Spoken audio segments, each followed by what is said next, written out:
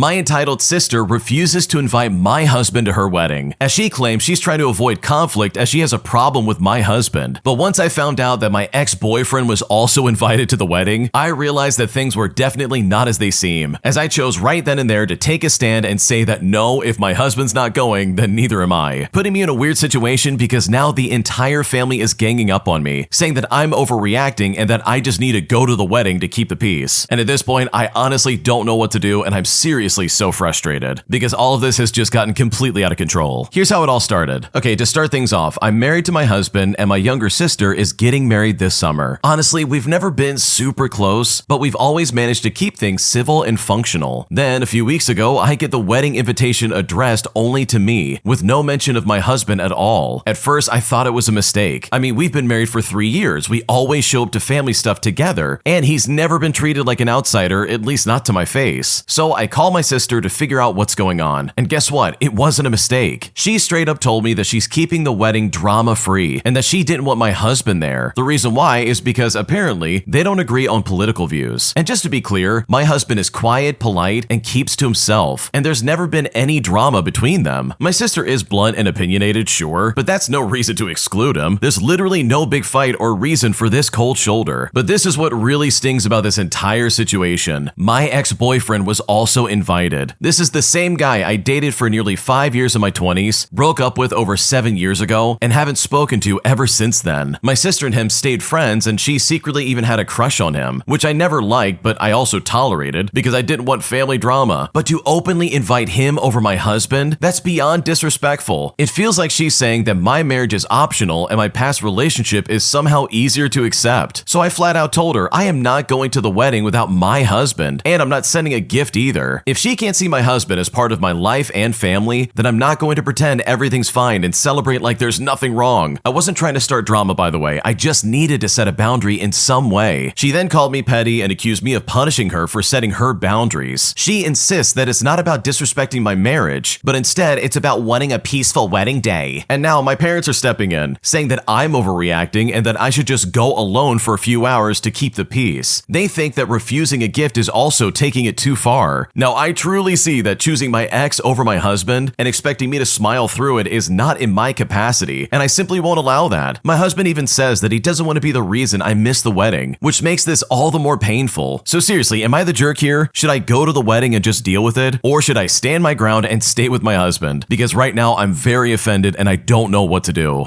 Oh my gosh, this is so stupid. What are they doing? These people are literally being like, hey, there's no problem here, but just in case, let me make some problems. Like, there's no reason to be treating the original poster's husband like this. Like, from the sounds of it, your sister's clearly been talking to the original poster's ex for probably far too long. And I bet the only reason they said, hey, we're not going to invite the husband, so that this ex could attend the wedding. Like, dude, what are we talking about? Which is so weird to me because it's like, dude, this really could have been an easy thing where the ex could be there and the original poster could be there and there would be no problems. But if this ex-boyfriend is feeling a certain way about the original poster getting married, then that's for them to deal with and not for you to be punished for. Like, do you see what I'm getting at here? It kind of seems like the younger sister is facilitating this beef that clearly is not present amongst anyone else in the family except between the younger sister and this ex-boyfriend. Like, I'm willing to assume they've had talks about, oh yeah, the original poster should have married me instead of this other guy. Hey, don't invite him to the wedding. I don't want there being any drama. When in reality, there's never been any drama to speak of, bro. Like, what's happening right now? This is literally coming out of left field as if like this is some well-known fact, when in reality it sounds like the original poster and the husband are just living happy lives and they don't even think about this ex-boyfriend that clearly the original poster is over and done with. So no, you are not the jerk here, bro. I would be so pissed off if I was in this situation. I would be like, why are you punishing my husband all because my ex-boyfriend is going to be there? And you can also tell that it's a complete lie that it's like, oh yeah, I don't want there to be any drama. He has different political views than me. It's like, bro, that is not even what's going on. That's complete garbage.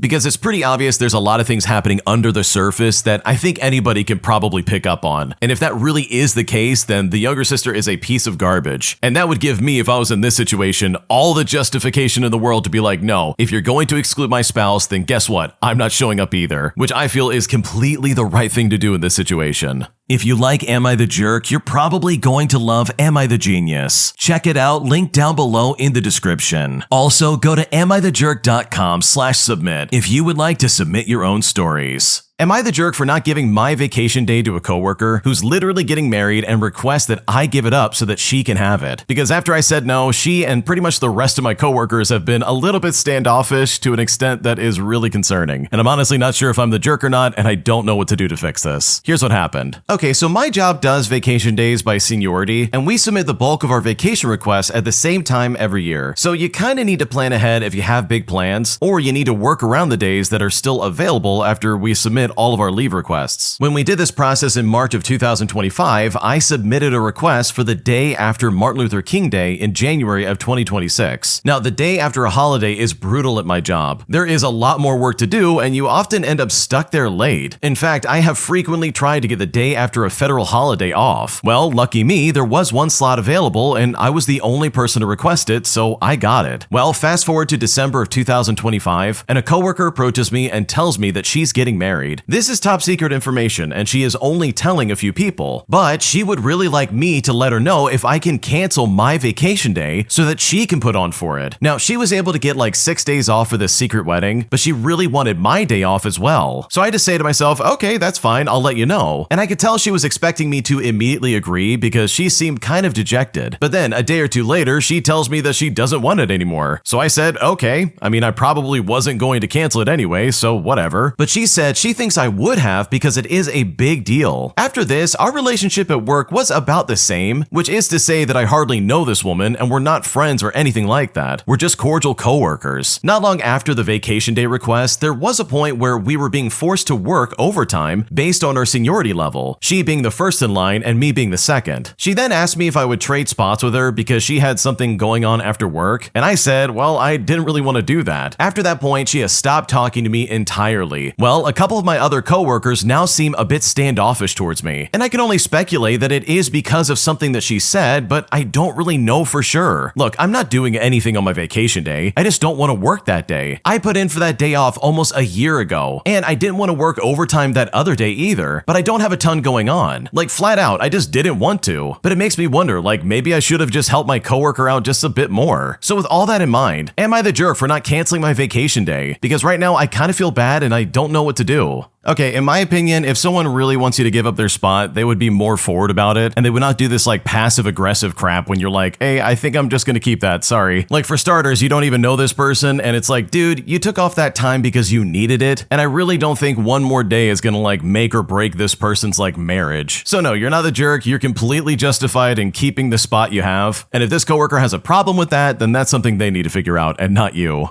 Am I the jerk for refusing to learn sign language for my coworker, all because her boyfriend's deaf and she thinks it would be a good thing for the office to learn? But despite the fact that I'm already learning Spanish for my job and we don't have any deaf clients, I'm choosing not to participate, causing my coworker to say that I'm creating a hostile work environment even though I haven't done anything wrong. Here's what's happening. I work in a small office with about 12 people in total who work there. 3 months ago, we hired someone who I will call Rachel, who's learning American Sign Language because her boyfriend is deaf. And when I heard this, I thought to myself, oh, that's really cool. Good for her. Well, the problem is that Rachel decided that our entire office should communicate in sign language for practice, even though none of us know anyone who's deaf except her boyfriend who doesn't even work here. And she's been really pushy about it. She even made this whole presentation to our boss about how it would be inclusive and a valuable skill if we all learned American Sign Language. Our boss, who always tries to keep everyone happy, agreed that we do Sign Language Fridays, where we try to use sign language as much as possible. I'm already learning Spanish for my job since we have clients who speak Spanish, meaning I don't really have time or an interest in learning a whole other language for literally no reason. So when I said I wasn't going to participate, Rachel got really offended. She said I was being ableist and discriminatory, which makes no sense because nobody in our office is deaf. She's learning it for her personal life. Like, why does that mean I have to learn it as well? And now she's sending me passive-aggressive messages in the group chat like, oh, some people clearly don't value communication accessibility, and has even complained to HR that I'm creating a hostile environment by not participating. So am I the jerk for refusing? Because this is honestly getting really weird. No, you're not the jerk. This is incredibly stupid. The fact that any coworker is like trying to force people into learning a different language just for fun, and then tries to act like you're discriminating against like people who are deaf just because you refuse to learn it, even though you have nobody that is deaf at your office, like that is a crazy jump in logic, and I just cannot believe that she's getting away with this. Like, your boss is an idiot. You're already learning Spanish for your job. Why should you also be forced to learn learn sign language if it's like, dude, I'm never gonna use this. Like, if my job wants to pay for my sign language lessons, then sure, let's do it. But for Rachel and your boss to pretend like, oh, we're gonna do this every Friday, like, that's dumb, and I also would never participate in that. So no, you're not the jerk. It's incredibly stupid the way she's acting, and I don't blame you for being pissed off. Because the only person creating a hostile work environment in this situation is your boss and Rachel. An entitled Karen at a Pat concert really had the audacity to complain about me being in her personal space. So I decided to get some revenge by literally blocking her view of the band that was playing next, causing her to get really pissed off and me to feel incredibly satisfied. Because this Karen was being annoying and she absolutely deserved to get shut down. Here's what happened. Okay, to set the scene, I was at a rock gig where it was standing room only on a Saturday night just before Christmas. There was easily over 1,000 people crowded into a small venue. So you can imagine that people will be pretty close to each other. After the support act had finished, my girlfriend spotted a place to lean against the sound deck area as her back was already hurting, so we headed over to the space. She was fine, but space was tight for me, so I was next to her but at an angle to the sound deck. Now there was room to the left of the couple next to us, and it was easy for them to take a step to the left without losing any view of the stage, but no, they were not gonna move. The next thing I know is I'm being prodded in my side several times. I thought this was my girlfriend at first, but in reality it was the Karen next to me. She said to me, "You're in my personal space." When she said this, I apologized and I tried to move a little bit and point out that there would be more room for her if they just moved to the left just a little bit. But when I said this, I might as well have said, "Hey, give me all your money," because all I got was a glare and some muttering. They chose not to move and eventually someone else got in that gap. Well, once that happened, more snide comments followed. The main act is coming on stage and a couple of guys work their way back from the bar. As they do, there's more space opening up directly in front of this Karen. Well, I thought to myself, okay, you wanted more personal space, here you go. I then moved directly in front of her into that space, which means this Karen now lost any decent view, which of course resulted in more comments, but thankfully the band's now drowning all of them out. And let me tell you something, the band was excellent. The Karen had tried to move forward and during any applause made sure to hit my arm, but it was honestly no bother to me. I came to the gig on an overcrowded train and drank in a bar full of Christmas idiots beforehand. I also traveled on the subway for 2 years, so a definition of personal space was usually trying to work out what deodorant brand someone was wearing with their armpit in your face. So this Karen's comments definitely didn't do anything to me and I was happy to get in her way. Okay, I cannot understand how anyone in the right mind would go to a concert like that and then try to be like, wow, you're in my personal bubble, you need to move. It's like, bro, what in the world do you expect? Do you expect me to get out of the way and just be like, oh, sorry, ma'am, everybody clear out, make a 5-foot radius? It's like, no, we're gonna be literally like shoulder to shoulder, especially in a standing room only small venue. Like, what are we talking about? So honestly, I love this petty revenge. I love the fact that you got right up in front of her and practically blocked her entire view. Because if she had just been a little bit more reasonable and stepped a little bit over to the left, all of this could have been avoided. My entire life, I was forbidden from dating any guys. But now that I'm an adult, my parents suddenly expect me to get married and have lots of grandkids. And I'm honestly so frustrated with my upbringing that right now I seriously just don't know what to do. Here's what's happening. Okay, this has always confused me as someone who grew up in a very traditional and old-fashioned Chinese family in an area with tons of other East Asian immigrants. My friends and cousins and I all have the exact same experience with our parents, and I have no clue where this comes from. My parents were very intense helicopter parents when my siblings and I were growing up. They always screamed at us to never speak to a person of the opposite gender, even at school. They forbade going to school dances because it was improper and we might risk interacting with boys. Even a mention of dating was out of the question. In fact, one time, my dad even screamed at my sister after she spoke to the guy who's gay, who's also our neighbor, for like 5 minutes out on the sidewalk near our house. My mother screamed when my sister has a bridesmaid for her college roommate simply because she'd be walking down the aisle next to a person of the male gender. Now, obviously, my parents are on the very extreme end of the spectrum, but I've observed this same exact irrational and bizarre expectation and attitude from so many of my Asian individuals growing up. Now, I'm sure it exists in many other cultures as well, but I've just had a few testimonials from my closest friends. They forbid dating, and then out of nowhere, one day they start screaming about, well, why aren't you married yet? And why don't you have grandkids? But where's this husband or wife supposed to come from? My sisters are now married, and funny enough, I turned out to be really really asexual, and I don't actually have any interest in dating or marriage. And now, as you can probably guess, my parents are pressuring me to find a husband. I did date in college when I finally got away from them, but I realized I don't have any interest in it, and I don't like anyone that way. I've explained that their wish came true. I will not be talking to any boys, and they got super upset, saying, "Oh, I'm almost 30 and I need to find a husband soon." They are not satisfied with my sister's marriage either, because my first sister married a Korean man, so he's not Chinese, and my second sister married an ethnically Chinese man whose parents grew up in Vietnam, so they don't speak Mandarin. But where does this logic come from? My parents did not have arranged marriages. I mean, they hate each other and never get along. In fact, they met at work back in China and were both single and tired, so they just decided to get married to get it over with. How do they think that we have suddenly lined up a spouse already after years of not allowing socializing or dating? Why is it so common with immigrant parents? So honestly, does anyone else experience the same thing? It's honestly so strange, and I don't understand their logic at all, because right now I don't know what else to do.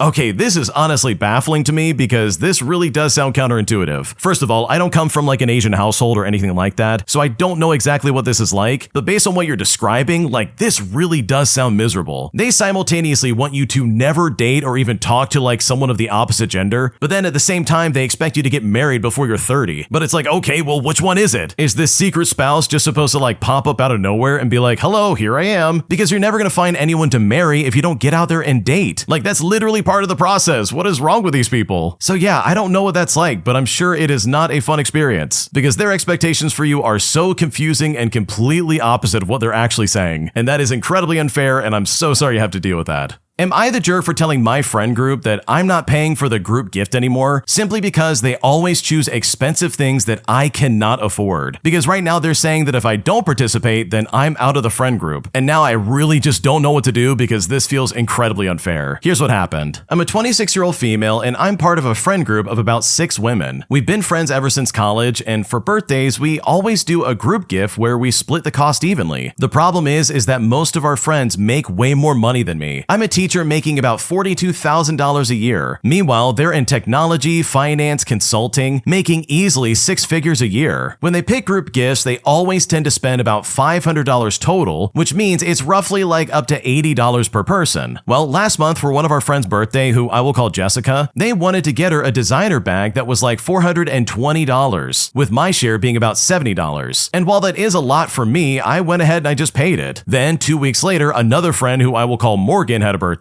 and they wanted to do a spa package for $360, meaning that I had to cough up another $60 from me. But now that our other friend's birthday's coming up, they want to get her a $500 weekend at a fancy hotel, and they're asking me for about $83. Well, when they said this, I finally said, I can't keep doing this, it's too much money for me. When I said this, they got weird about it and said to me, it's only once every couple of months, saying that I'm being cheap. I tried to explain that my budget is different than theirs, and they said, well, you need to make sacrifices for your friends. I then suggested we could set a lower budget, or I could give them like separate smaller gifts, but they said that defeats the purpose and makes people feel like they're not all equally important. They're now saying that if I don't contribute to group gifts, then I'm choosing not to participate in the friend group. So with that in mind, am I the jerk for backing out simply because it's too expensive? Because right now I don't know what else to do. Okay, honestly, anybody acting like this and being like, oh yeah, you have to spend money if you want to be in our friend group, that for me would be like a giant red flag that I would refuse to ignore. I would just say to myself, okay, that's totally fine by me. I'm just not going to be a part of this anymore. Because holy crap, is that all this friend group is really about? Spending money and like doing all this extravagant stuff that, hey, one of the people in the group can't afford to do? I don't know about you, but that would really rub me the wrong way. And that would be like the perfect chance for me to be like, okay, I'm out. I'm going to find better friends than this. So no, you're not the jerk for backing out. If you literally can't afford it, then that's the end of the conversation. And the fact that they would try to force you into buying into that, in my opinion, is just completely uncalled for. Am I the jerk for kicking my brother out of my house after he told my wife that she's lucky her parents died because now after the lawsuit, she's rich? Because after he said that, my wife and I were very stunned and very hurt. And I'm now wondering if we made the right decision by kicking him out of our house or if we should have done things just a little bit different. Here's what happened. Okay, to start things off, my wife lost both her parents in a car accident when she was 19 years old. The other driver was at fault and there was a wrongful death lawsuit. She was then awarded a significant amount of money, but obviously none of that that matters to her because she would have given every penny back just to have her mom and dad here. We met a few years after everything happened and have been married for like 6 years now. We have 2 kids and we have a good life. She's smart with money and we've built something really stable together. We both work hard, but yeah, the settlement gave us a cushion most people just don't have. We don't flaunt it around and most people have no clue how much she actually has. But my family knows the basics. They know her parents passed away and that there was a lawsuit, but they don't know the details and we keep it that way on purpose. Last weekend, we had my parents and brother over for dinner. My brother was talking about how he and his girlfriend are trying to save up for vacation, and my wife mentioned that we had been to the place they were looking at and said that they'd loved it. He then made a comment about how we probably stayed somewhere nicer than they could afford, but she said, well, actually, we kept it pretty simple. But then out of nowhere, he says, well, you could just pay for our trip since you've got all that money. I then told him that was completely out of line, but he just doubled down and said that she could probably send them for a month if she wanted to. My wife told him that was a big ask, and he snapped back and said that she has no idea how lucky she is to be rich and that he wishes he had that kind of money. Well, shortly after that, we kicked him out. And now with all things considered, I'm wondering if that was a mistake or not, or if I'm a jerk for doing that, because right now we're still very hurt and we're not sure what to do.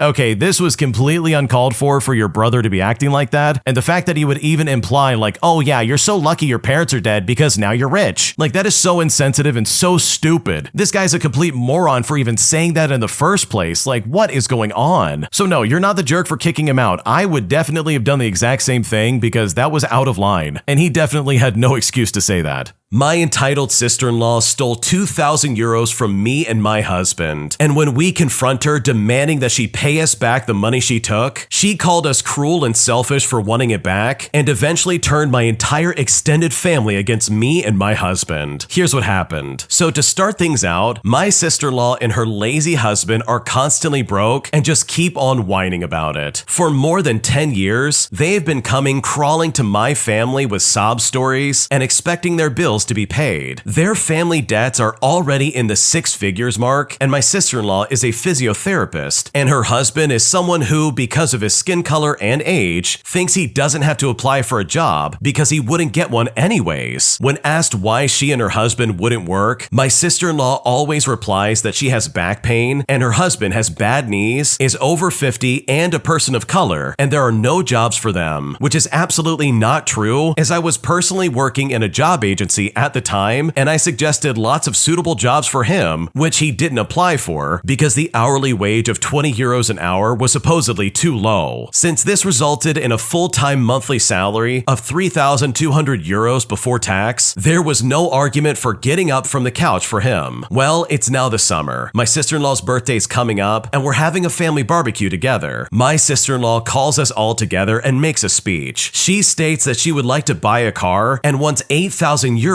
just so she can do that. And then she wants another 3,000 euros for a luxury electric massage mat. And apparently the money would also be paid back this time. We ask her why she needs a car and how she's going to pay for the maintenance, the taxes, the gas, and repair costs of the car. My sister-in-law said, my husband is American and he doesn't want to travel by public transportation and is used to driving around. And my husband needs a car to visit his friends as traveling by public transport was unbearable for him and he doesn't feel comfortable. Well, in response to further questions about how they're going to finance the car outside of the purchase cost without any kind of money or job, my sister-in-law gets really snappy and starts insulting all of us. She said that we were all being very mean to her and just wanted to put her down with our questions and show her that she was less than us and that she had offered to pay the money back. This all ends with my entitled sister-in-law bursting into tears and running into the house. Since I had to go into the house myself, I don't hear my sister-in-law crying, which is honestly to be expected, but rather she's talking on her phone to her husband, who did not attend the barbecue. I can hear my sister-in-law complaining to him that all of us were tormenting her. We were patronizing her and talking down to her, and eventually my sister-in-law comes back into the garden with a smug smile on her face, puts her phone on speaker, and holds it out to us. Well, my brother-in-law yells out that we should watch out because he's going to mess all of us up. He then calls us a jerk for talking about his wife wife behind his back and how we made his wife cry. He then exclaimed that he hates us and then said a few curse words. Meanwhile, my sister-in-law is there the whole time with a satisfied grin on her face. Fast forward and it's now my sister-in-law's birthday, and we, the doormats that we were back then, want to fulfill my sister-in-law's heart's desire of having a car by giving her a car-sharing deal of 100 euros. Now, of course, no good deed goes unpunished, because we give her the 100 euro deposit, which she can then use. It is in her name and only she is insured. So we explain everything to her, and eventually she understands and agrees to abide by the contract. She also promises that she will pay the costs incurred from her account once the 100 euros had been debited, and everything was supposed to be fine. Well, of course, my sister-in-law lied and didn't change the account details, and of course let her deadbeat husband drive. Within just a few months, the bill was amounting to 2,000 euros. When I noticed this gap in our account, I immediately canceled access to our account and confronted my sister-in-law. She ignores me, didn't respond to my calls, text messages, or emails, but then complains to my husband about me, that his mean and nasty wife who doesn't begrudge them, the poor people, their car. My piece of garbage sister-in-law said the following: "I have not been able to sleep for 3 nights because of your wife, dear brother. She wants her money back, and that is so outrageous." Eventually, her piece of garbage husband replies to my email a few weeks later and calls me several swear words as well as a witch, and that he's going to physically mess me up so that I can finally shut up and stop bothering him and his wife about money. And apparently, I also need therapeutic help because according to them, I've gone crazy. He keeps threatening me that I'll soon get a few punches if I don't finally shut up. It finally goes too far when this aggressive jerk turns up at our house and tries to intercept and intimidate me so that I stay quiet. Now, did I mention that this piece of garbage has already had several charges as well as many court cases for violent confrontations? So I report him to the police, only to have the rest of the family against me, berating me as to why I would mess with him. They would say stuff like, "Don't poke the bear," and then I'm told that I'm to blame for the whole mess and that me and my husband have enough money and that we should let the poor relatives have it. My mother-in-law even goes so far that she would go begging from the family so that we greedy people would get our money back so that we can finally stop annoying everybody. Now, of course, my sister-in-law and brother-in-law don't pay anything back, nor do they even begin to apologize. Like, we literally get nothing from them. But they are smear campaigning us on full throttle. My husband's family rolls their eyes at me when I bring up the subject and keep on telling me that it's my fault and that I overreacted with my complaint. I'm even told that my reaction was extremely over the top and that I'm actually the jerk in this situation. I'm getting rebuked from my family-in-law from left, right, above, and below. It ends with my sister-in-law and brother-in-law turning up at my father-in-law's birthday party a couple of months later and making a massive scene, saying that they are mistreated and bullied in the family and that we would all soon see where that leads, which is just another famous threat for my stupid brother-in-law. My brother-in-law then attacks all the men in the family at this event and threatens them with physical violence and tries to provoke my husband in particular to get into some kind of